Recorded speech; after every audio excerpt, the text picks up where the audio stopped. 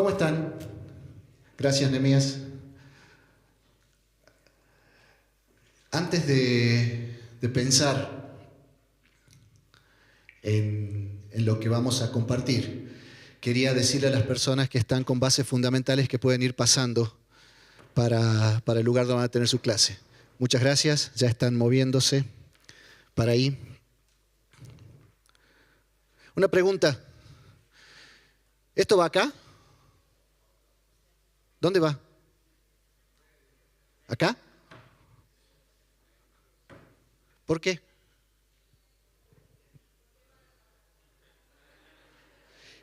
A ver, Samir, movemos la cámara para allá, por favor. ¿Acá está bien? ¿Por qué?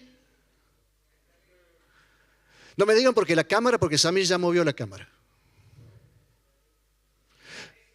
¿De quién? De ellos estoy cerca. A ver, vamos para allá entonces.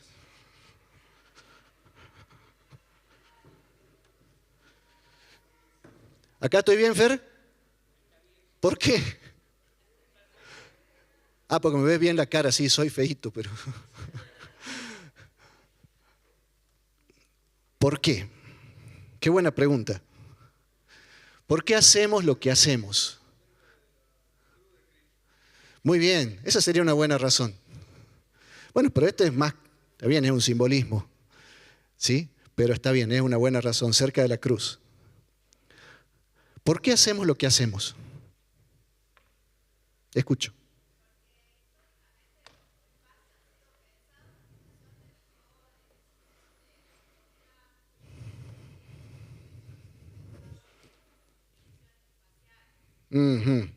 Bien. ¿Y eso es inapelable? Eso es cierto lo que me decís. No es, está bien lo que me decís. Pero ¿es algo que no pueda ser modificado?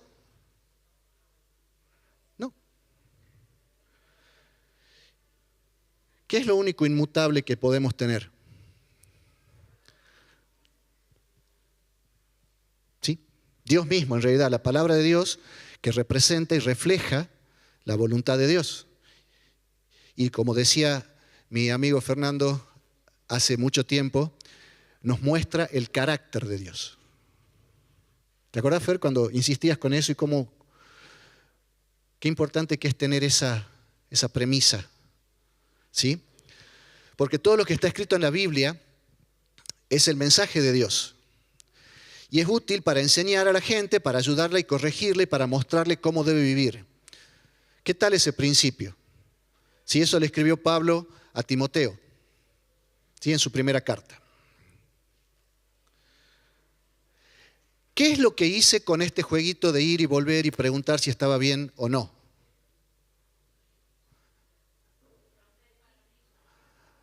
Romper un paradigma, chiquito, pero romperlo. ¿No es transgredir algo? ¿Sí o no? Es transgredir. ¿Qué es transgredir? ¿Qué es ser un transgresor? Dígame si a los que estaban de aquel lado no les molestó un poquito que yo quisiera estar por allá. Porque no se veía bien. Estás lejos, me dijeron. Y ahí Fer me dijo, no, mira, acá estás en una posición donde no te veo bien. Y estaba más cerca y tampoco le gustaba mucho. Estaba más cómodo con que esté acá. Normalmente esto del concepto de la transgresión está asociado con salirse de un parámetro, con salirse de lo normalmente aceptado, de lo usualmente lo que se espera, ya sea algo legal, algo social o de costumbres. Usualmente está vinculado negativamente a alguien que desobedece. Es decir, a alguien que desafía la autoridad o un mandato o habla de una persona que no se ajusta a lo que normalmente se acepta, a lo que la sociedad normalmente acepta, o el conjunto social donde te moves, ya sea trabajo, facultad, familia, El tema de la familia es bastante complejo. Entonces, normalmente, desde el punto de vista de quien tiene que aplicar la norma social, ya sea objetiva o subjetivamente, esta persona tiene que ser alineada, ¿o no? ¿Piensan igual que yo en eso? Cuando uno se sale de la norma, hay que alinearlo. ¿Por qué?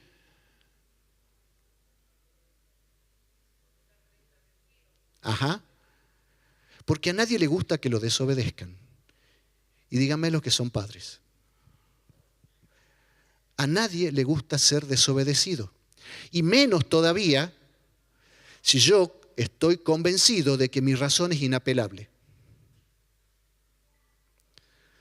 Es decir, en términos generales, aunque me podrán decir, no, mira, hay héroes que fueron así.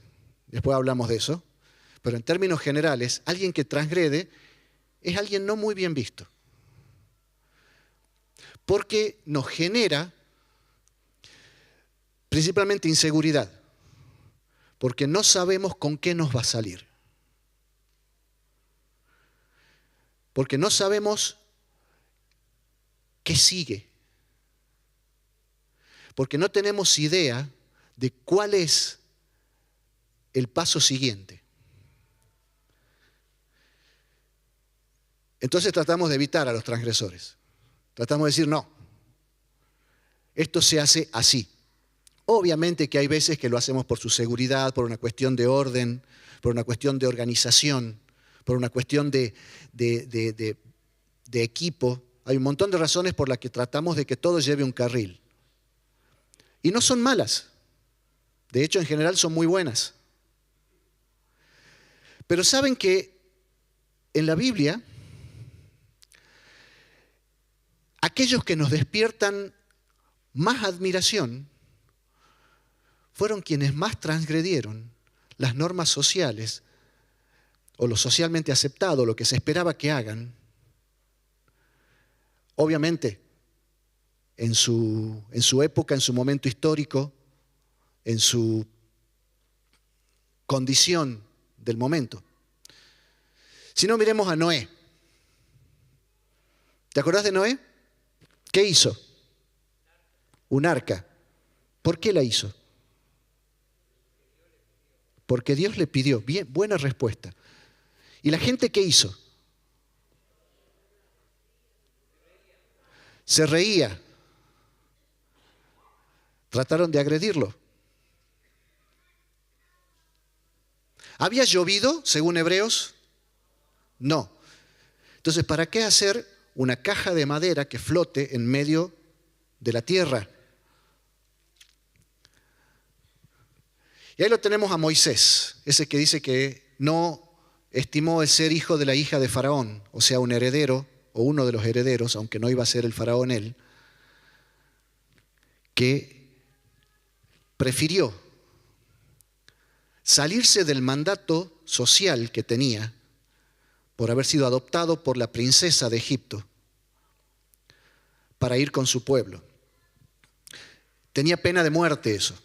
De hecho, había matado a un egipcio y todos sabían que él no era egipcio.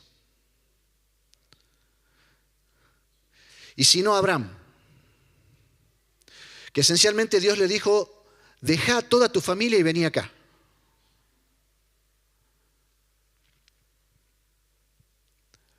¿Qué se siente? A mí no me pasó todavía, pero creo que estoy cerca de que alguno de mis hijos me diga, mira papá, me tengo que ir. Mira papá, esto. ¿Qué se siente que parte de tu familia te diga, ya está, hasta acá llegamos, yo sigo mi camino? No queremos que pase. Normalmente no nos gusta. O Jacob, que desafió a todo lo que se les puso adelante. En algunas cosas no le fue tan bien, ¿sí? O algunas cosas no las apreciamos tanto. O Job, que su esposa llegó a decirle, ya está, maldecí a Dios y morite.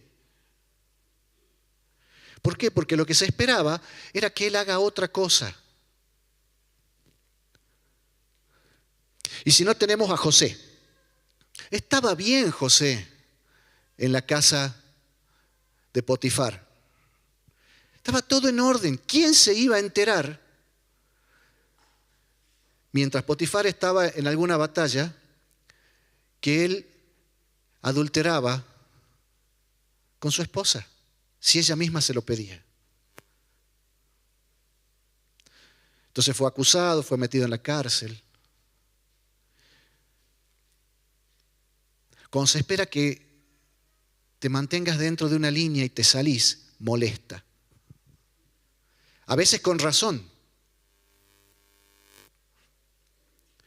Y Josué y Caleb,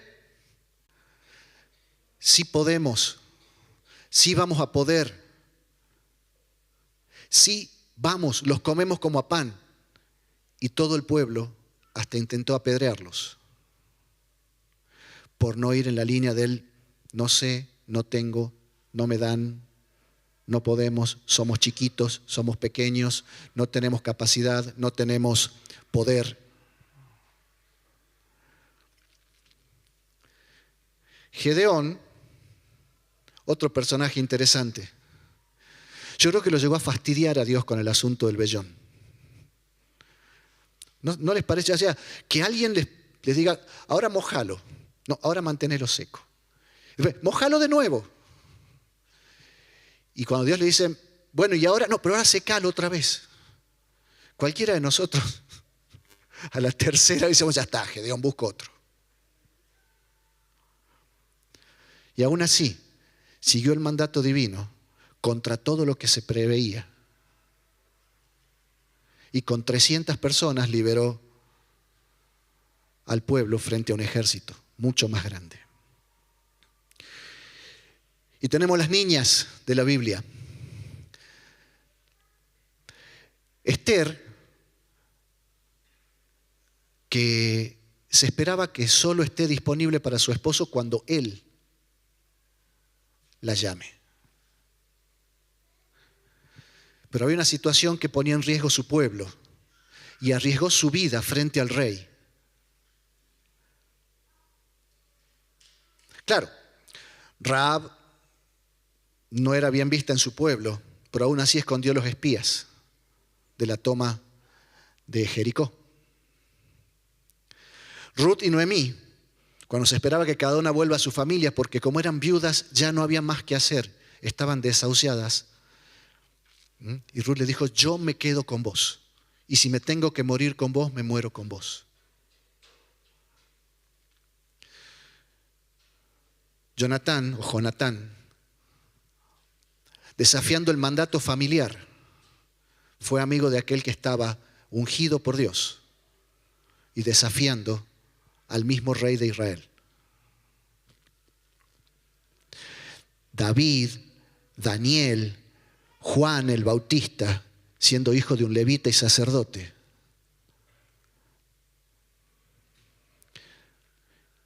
¿Quién sigue? ¿Sabés que vos sos seguidora del mayor transgresor de leyes que hubo en la historia? Obviamente le costó la vida.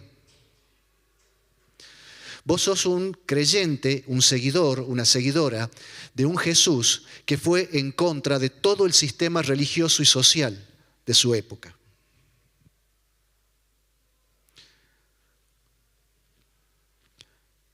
Y de ahí tenemos a Pedro y a Juan, que le dijeron a los mismos sacerdotes, a los mismos gobernantes de su pueblo, ¿a quién es preciso seguir? ¿A ustedes o al mandato de Dios? Y estas personas eran religiosos, eran los conocedores de la palabra.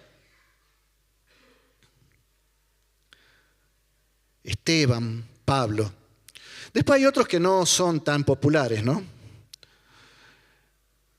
Lot, Samson, Saúl, Jonás, aunque después le acomodó un poco, pero se terminó enojando con Dios. Herodes, y así seguimos. ¿Sí? La diferencia ahí está en quién era el protagonista de la historia, entre unos y otros. Entonces me dirán, no, pero esos son héroes. Son personas que hicieron que se construya la historia que hoy conocemos. Son personas que conocieron a Dios de manera tan íntima que hicieron las cosas que Dios le mandaba contra todo porque sabían lo que se venía. No es verdad, no sabía lo que se venía. No es verdad que sabían lo que iba a pasar. Nosotros con el diario del lunes, es decir, con nuestra Biblia ya impresa y ya traducida y ya entendiendo y teniendo la secuencia histórica, decimos sí, seguramente que sí, y es verdad.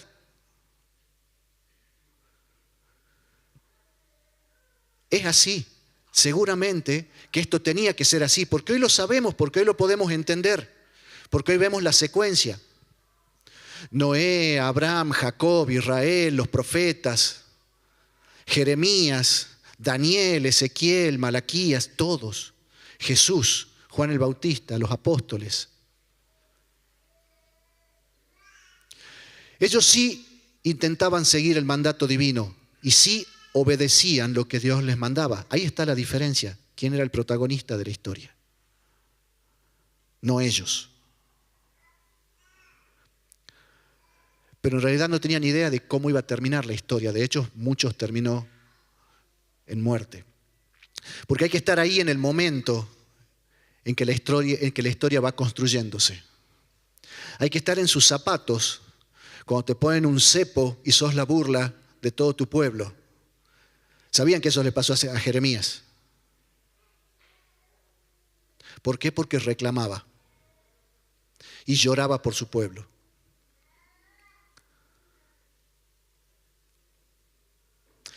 Hebreos 11 nos describe una galería de la fe.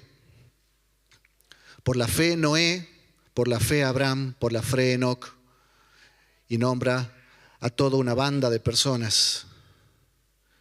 Abel presentó mejor ofrenda que la de Caín. Enoc accedió al cielo antes de morir. Por la fe Noé construyó un barco grande para salvar a su familia del diluvio en obediencia a Dios. Y advirtió cosas que nunca habían sucedido. Por la fe Abraham obedeció a Dios que lo llamó para que deje su tierra.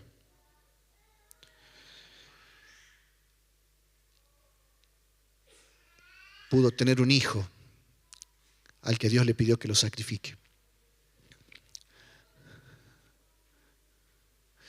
Y tenemos una tendencia a creer que todos estos hombres y mujeres eran perfectos, que no tenían fallas, que Dios les hablaba y ellos actuaban. ¿O no? ¿No tenemos ese ideal? Tristemente no era así. Eran personas tal cual vos y yo. Con miedos, con temores de lo que suceda, con inseguridades. Sino por qué Moisés tuvo que golpear la piedra cuando se impacientó con el pueblo y se impacientó con lo que venía sucediendo, con el tema del agua, con los reclamos. ¿Saben que Dios llegó a decirle a Moisés, te cambio el pueblo, los mato a todos y te pongo otro pueblo un poquito más sumiso? Y Moisés le dijo, no, espera, es mi pueblo, sigamos adelante. Dice Santiago 5:17, porque eran hombres, eso se refiere en realidad al profeta Elías, pero es transitivo a todos estos héroes que conocemos. Eran hombres, tal cual nosotros, personas tal cual nosotros, con defectos, con virtudes, con visión, con características particulares, con enojos, con errores. David no era perfecto, ya lo sabemos, y lo hemos destruido muchas veces, pobrecito, por las macanas que se mandó, como si nosotros no hiciésemos macanas. Pero claro, está ahí para que aprendamos, entonces lo usamos. Hace 3 o 4 años, 2 hermanos allá nos hablaron del punto medio y los extremos. Y plantearon un tema muy interesante, que no está mal estar parado ahí en el medio donde se hace lo que se espera, donde se hace lo que se cree aceptado. Pero eso es solo eso. Y Germán hace 2 domingos atrás decía, ¿cuál es tu lugar cómodo? Y lógicamente que nuestro lugar cómodo es donde no tenga problemas. ¿O quién quiere tener problemas? ¿Quién quiere reclamos? ¿Quieren que lo hagan volver sobre sus pasos cuando ya tomó una decisión que está convencido o convencida de que es lo que Dios le está mostrando? Tampoco nadie. Pero a veces digo, prefiero eso antes que tener un problema, antes que alguien me reclame algo. No está mal estar ahí, ¿no? No está mal estar ahí. Porque haces lo que se espera, porque haces lo que Dios muestra, porque todo funciona de manera coordinada y ordenada, nadie se enoja, nadie te reclama nada. Está bueno eso.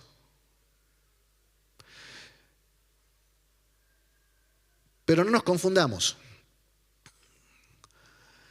El mismo Jesús dijo en Lucas 17 que cuando hago lo que se espera de mí, no soy más que un siervo inútil, porque solo hice lo que se esperaba que haga. Solo hice aquello que ya estaba medio predeterminado y nada más.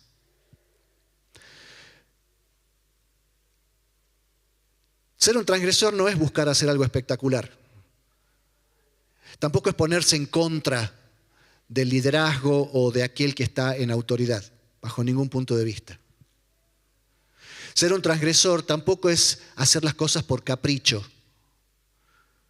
Se me antoja y lo hago. Ser un transgresor no es oponerse por el hecho mismo de hacerlo.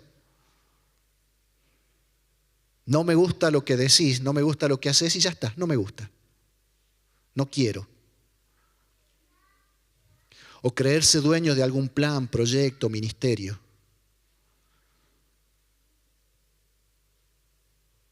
Trabajo. Pero sí te puedo decir que ser un transgresor te puede garantizar algunas cosas como que no siempre sale bien, que no siempre te van a felicitar, que posiblemente generes algún enojo más de una vez, que es probable que no veas nunca más los resultados, que solo hagas algo porque Dios te lo mandó, pero los resultados no los verás. O a Moisés solo se le permitió ver de lejos la tierra que a él le habían prometido para el pueblo.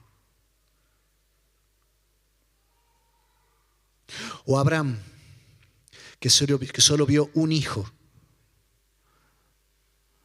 del pueblo que iba a ser más grande más numeroso que las estrellas del mar, las estrellas del cielo y la arena del mar.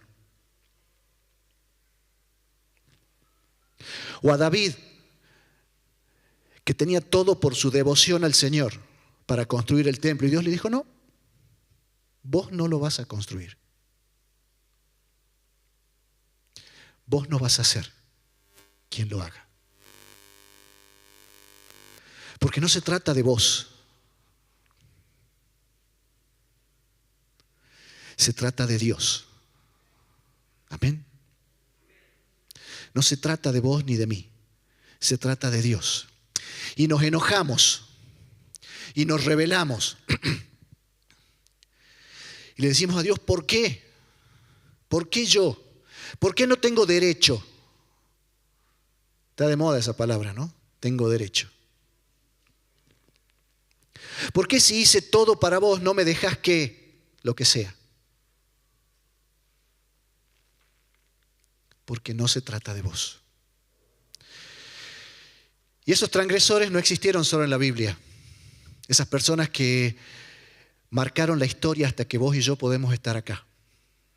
Alabando, adorando, viendo niños. ¿Cuántos eran? ¿50 chicos? ¿60 chicos? Más o menos, ¿no? Pensando en que hay futuro. John Hus, o John Huss, fue un sacerdote europeo que vivió 100 años antes de Martín Lutero. ¿Saben lo que hizo? ¿En serio? ¿Alguien sabe lo que hizo? Predicó la palabra en el idioma del pueblo. Vos sabías, ¿no? Predicó la palabra en el idioma del pueblo. Fue todo su gran pecado, su gran transgresión. Pero la norma social decía que la misa o el culto debía darse en latín. Después vean, hay una película de eso, y murió quemado en la hoguera, solo por contarle al pueblo lo que Dios quería decirles, de manera que puedan entenderlo. Suena parecido a eso de, si tu Dios no habla mi idioma, entonces no es tan poderoso, que le dijeron a un tal Cameron Townsend en Centroamérica. Y de ahí surgió uno de los movimientos más importantes de traducción de la Biblia. O don William Carey o Guillermo Carey, con su misión a la India, al interior de la India. A esas personas de segunda clase. O don William Morris. ¿Saben quién fue William Morris? Los educadores saben quién fue. ¿Qué hizo? ¿Saben que William Morris construyó el sistema educativo del que hoy estamos orgullosos en nuestro país? Y que lamentablemente hay quien se está encargando de destruirlo. Un hombre, decían que era muy bajito y que apenas hablaba español. Y vino a predicar la palabra de Dios. O don Hudson Taylor, que contra viento y marea se fue al interior de la India y formó uno de los movimientos de predicación del Evangelio a uno de los países más cerrados, en la China, perdón, no en la India. O don Alan Gardiner, que se fue hasta Tierra del Fuego y fue el primero que predicó la palabra de Dios en las Islas Malvinas. O don Jaime Clifford, o James Clifford. ¿Quiénes saben quién es? Wow. ¿O son todos muy nuevos? Gracias a don James Clifford o don Jaime Clifford, empleado ferroviario, hoy vos estás aquí. Porque en 1895 dijo que jamás vendría a hacer nada aquí, por el clima, por los mosquitos, por la humedad, por el calor. Y en 1904 o 5 se estaba abriendo la puerta de aquel local, como la primera iglesia que predicaba el Evangelio en todo el norte argentino.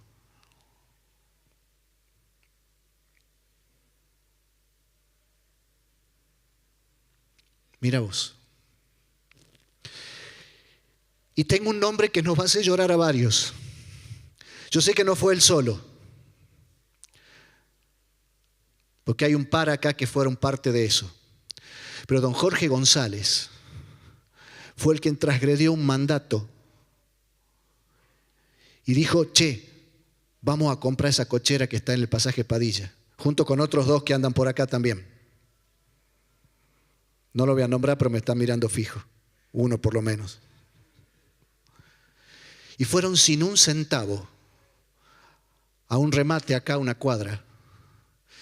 Y un martes cayeron a la reunión de oración y dijeron, hermano, hemos comprado el local, pero no tenemos el dinero. Hay que juntarlo.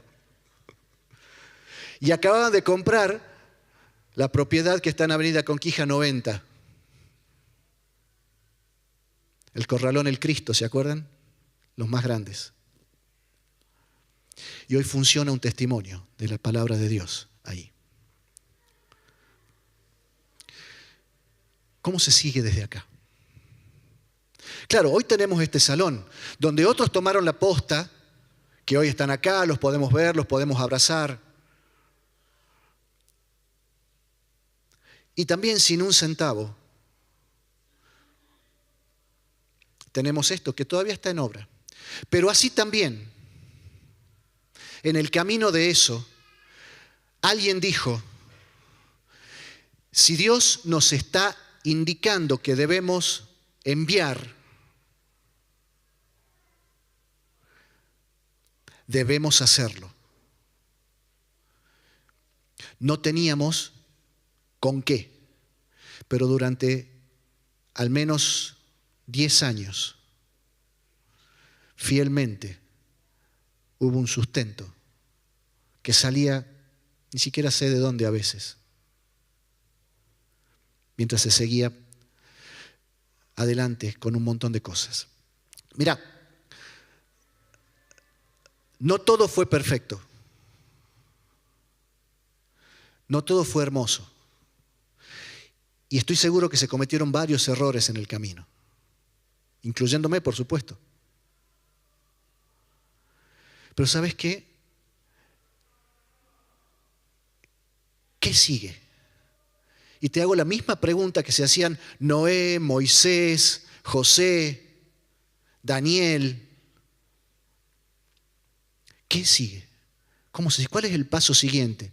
Porque a Abraham le dijo Dios, andate de tu tierra y de tu parentela a la tierra que yo te voy a mostrar. Y no le dijo más. A Moisés le dijo, saca al pueblo desde un árbol ardiendo. A José le dio un sueño.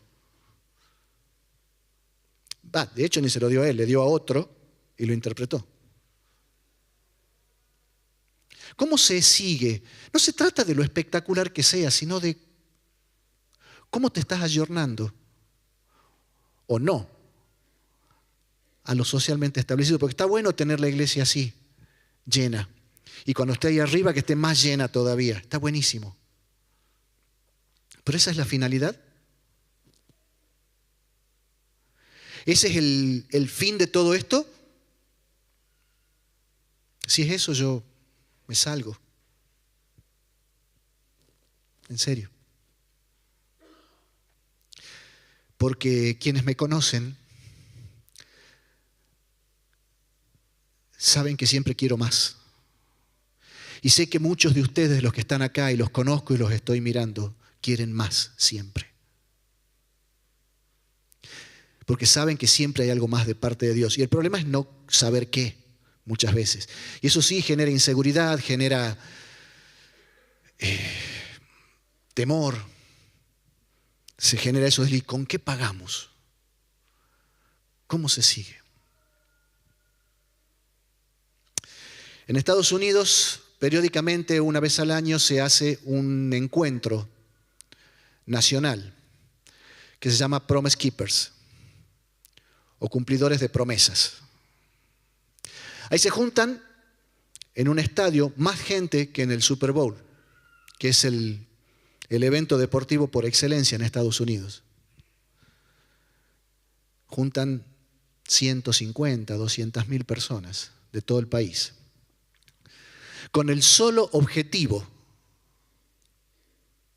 de seguir cumpliendo compromisos hechos al Señor.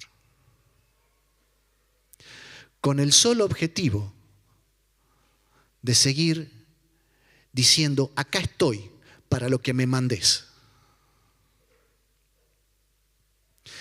Podemos tener muchos cuestionamientos respecto a este país.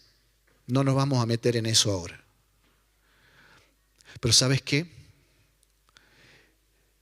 ¿Conocen el billete de $1? Miren. Está medio baqueteado este. Pero acá, no sé ni por qué lo tengo ya en la billetera siempre. Acá hay una frase que dice ¿qué? Más alto, por favor. En Dios confiamos. Cuando una nación se asienta sobre semejante declaración, empieza a ser comprensible porque les va bien. No estoy metiéndome en política ni nada por el estilo. Cuando vos te asentás en una declaración de fe que dice: porque en Dios confío y porque lo que Dios me da y me promete y lo que me pide es lo bueno, es lo trascendente, es lo que vale la pena, es lo que va a terminar bendiciendo a otros.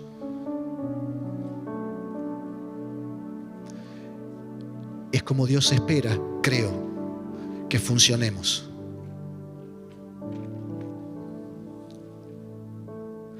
Porque no es suficiente decir: qué lindo. No es suficiente llorar un poco y que mañana todo sigue igual.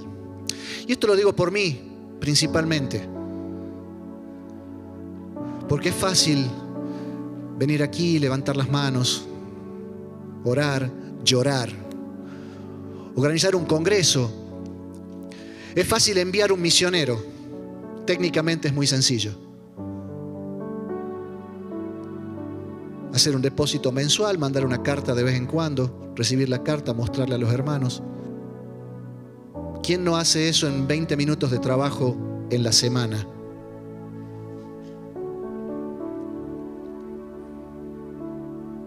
Pero cuando te asentás en lo que Dios pide, en lo que Dios demanda de vos y de mí, la cosa cambia.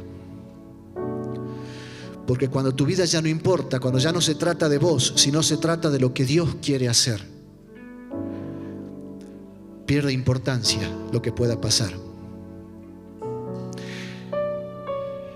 Ni Moisés, ni Abraham, ni Daniel, ni Jeremías, ni John Hus, ni Martín Lutero, ni don Jaime Clifford, ni Jorge González llegaron a ver esto. Pero como dice el mismo texto de Hebreo en el capítulo 11, se sostuvieron como viendo al invisible, porque no sabían lo que seguía, pero sabían quién se los mandaba, porque sabía quién era el jefe real. Así que te invito a que te pongas de pie y escuches esta oración. Podés cantarlo o no, pero presta atención, porque hoy estás vos acá y estos 60 chicos de los que hoy celebramos el Día del Niño deben ver en vos ese ejemplo y en mí de ir más allá de lo preestablecido, de ir más allá de lo cómodo, de ir más allá de lo que todos aceptan, aún a riesgo de que no a todos les guste.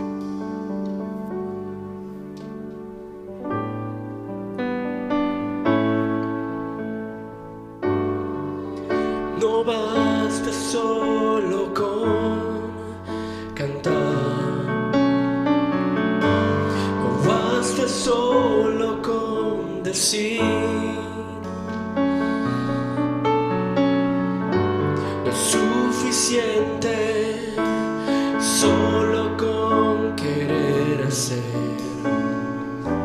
es necesario morir.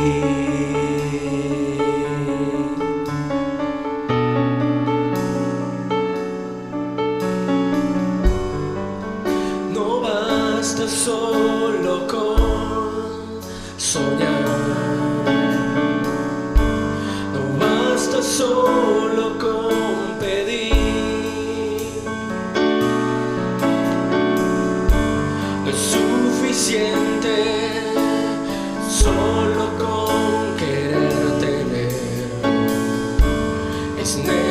necesario morir.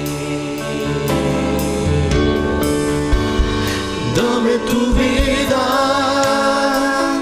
esa clase de vida que sabes dar. Dame tu vida, yo quiero vivir solo para ti. Dame tu vida, resucítame en ti. Yo quiero vivir solo para ti.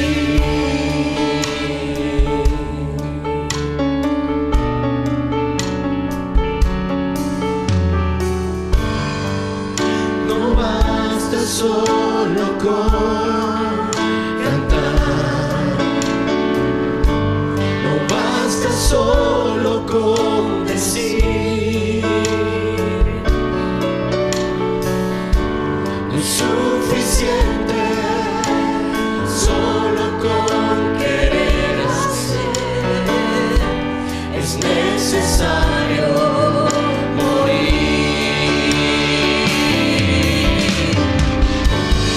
Dame tu vida, esa clase de vida que sabes dar. Dame tu vida,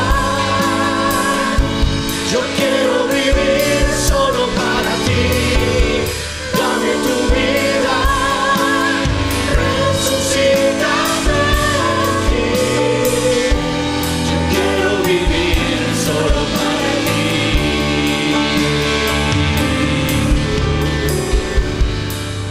Fíjate que no se trata de hacer cosas espectaculares, solo de vivir lo que Dios te pide. Y vivir lo que Dios te pide es la aventura más excelente y más espectacular que puedas tener. Cuando se pararon los niños y Pablo oraba por los papás y que decía, ¿te acordás de tu niñez? Yo decía, pero mi niñez se acabó a los 8 años. Cuando mi papá se fue de casa. Pero después entendí que mi niñez fue la mejor que tuve, porque fue preparándome para que a los 18 años yo me encontrase con el mejor desafío que pueda tener en mi vida. Me tuvo que llevar 2.500 kilómetros de acá para entender qué es lo que tenía para mí. Y no sabía cómo seguía. Y es difícil no ser autorreferencial en todo esto. Pero pensá en vos. Porque tenés niños a quienes influís. Seas padre, abuelo, profesor, maestra, maestro. A esos niños le tenés que transmitir esa vida que le estás pidiendo ahora al Señor. Así que cantamos de nuevo, por favor.